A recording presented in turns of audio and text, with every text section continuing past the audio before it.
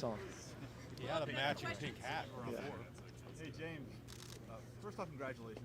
Thank you. When did the team find out? Did you let them know, or did guys kind of find out through the news?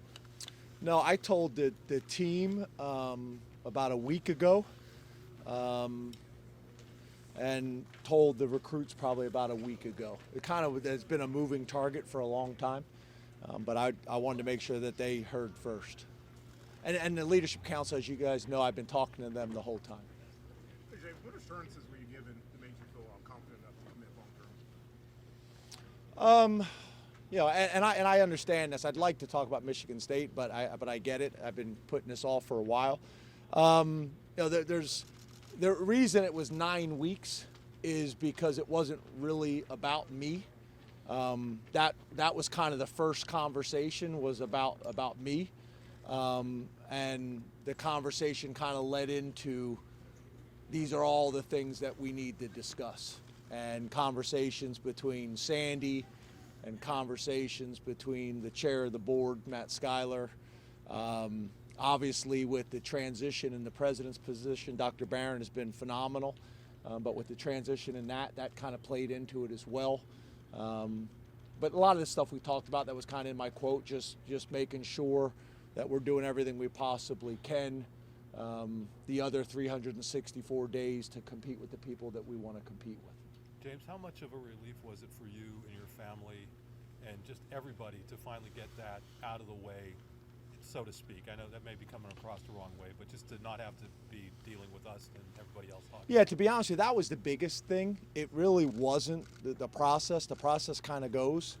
The hard part was you guys keep asking and me not really be able to answer the questions because it was still lingering out there with some of the details. That was the biggest issue, and because you guys were talking about it and asking about it and writing about it, then there was other conversations that had to happen with recruits and so on and so forth. So I get it, I understand it, but that was really the biggest issue. You know, we want to sit in there and watch film and come up with the game plans and coach the kids.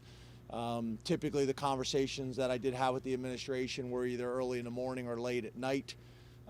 Except for my standard weekly meeting with Sandy and Scott. So that's where it becomes a little bit kind of an issue because I don't want it to be a distraction. Hey, James, what did you see as your goals and Penn State's goals regarding the buyouts? To be honest with you, I wasn't really kind of involved in that.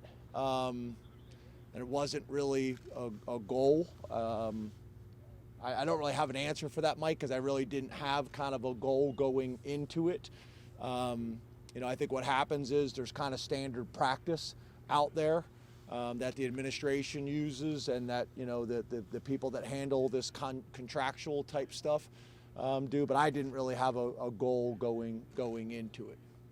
James, we didn't see Rasheed Walker during our look at practice. Could I say one more thing? Yeah, absolutely. There probably, Mike, to answer your question, there probably was a little bit about things tied to timelines on facilities, but this was a model that they felt, you know, more comfortable with. So that would university. explain the steep and dropping off, so you get a second look a couple years down the road.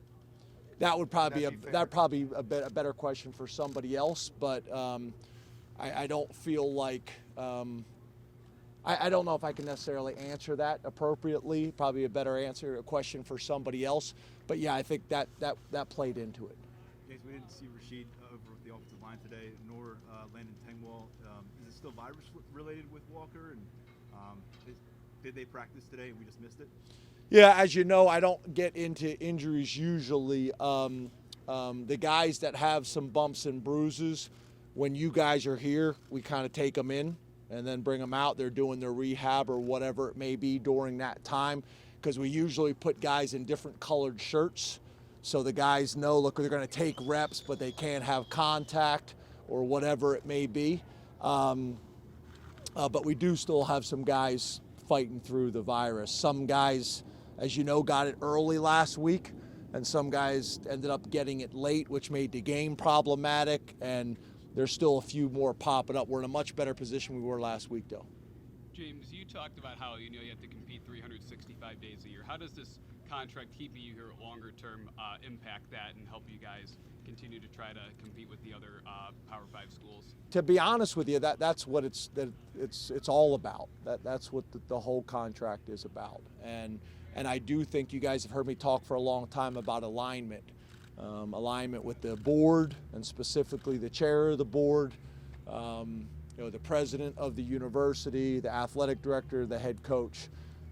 You guys have heard me. The guys have been covering Penn State for a long time, and specifically Penn State football. Have heard me talk about that for a long time.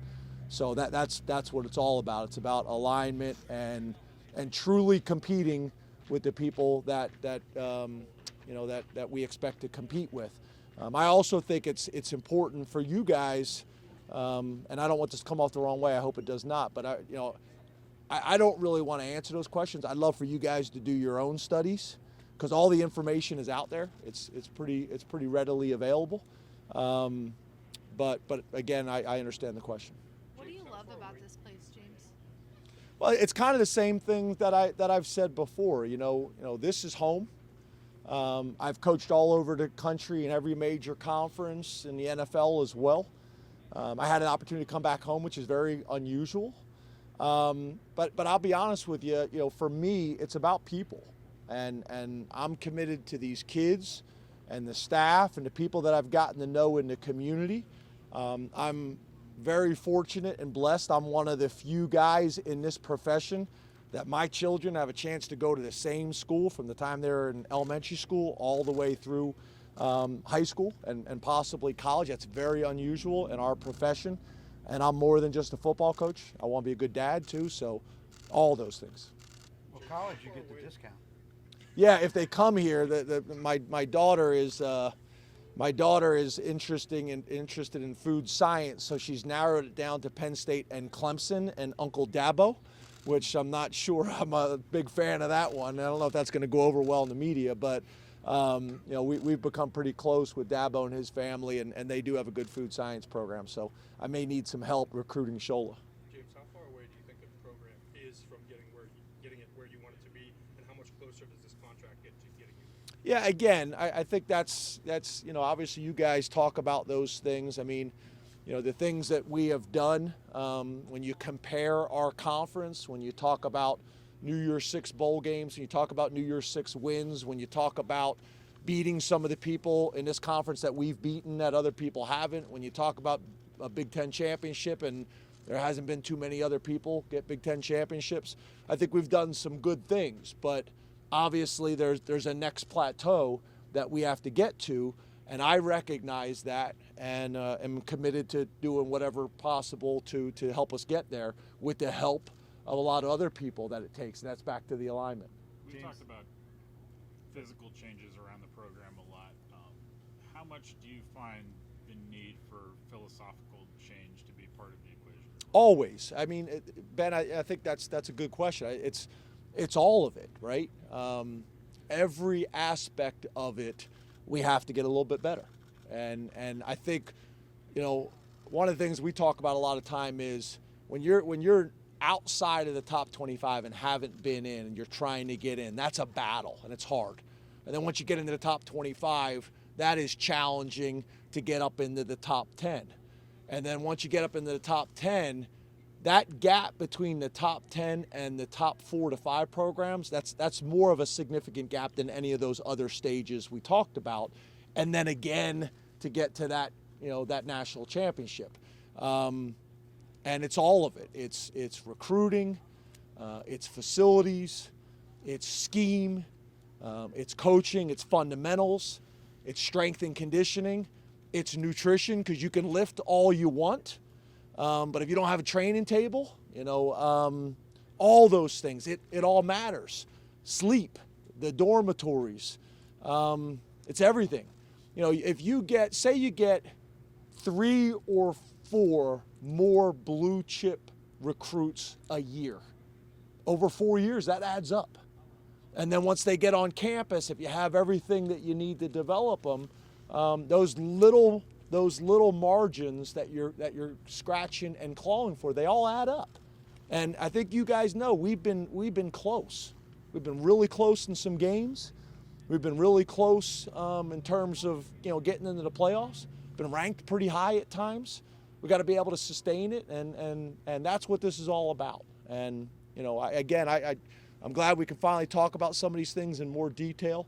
I do think sometimes it's better coming from you guys than it is from me. And like I said, all the information is pretty available. James, we're 3 weeks out from the early signing period. I know you've been reassuring these recruits along the way and their families, but for it to be public and to be official this close, what does it do for you during the final stretch here? Yeah, I think it helps. I think you guys know we got a bunch of commits early on and kind of held on to them. And for us, there's maybe a little wiggle room left, but it's really just about getting the guys that we got committed right now signed. Maybe one or two others.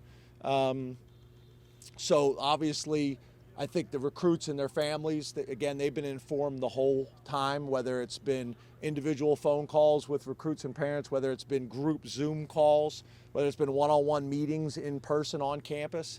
Those things have happened. But obviously, when it comes out public and there's no more speculation, it helps. It helps. It's kind of the cherry on top, final piece. What would a win on the road at Michigan State to end the regular season do for this team headed into the offseason? Yeah, I mean, obviously,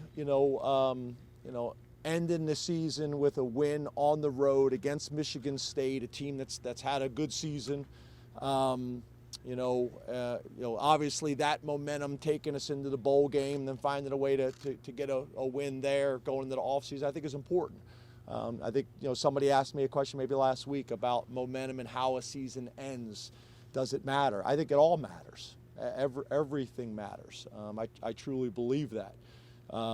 So yeah, going on the road, getting a win in our conference is always challenging. And obviously against an opponent like Michigan State that's had a great year with a big-time running back that's getting a Heisman, conversation, probably going to get invitation. That's a challenge. Thank you very much, Coach. Thanks, guys. Thanks. See you, House.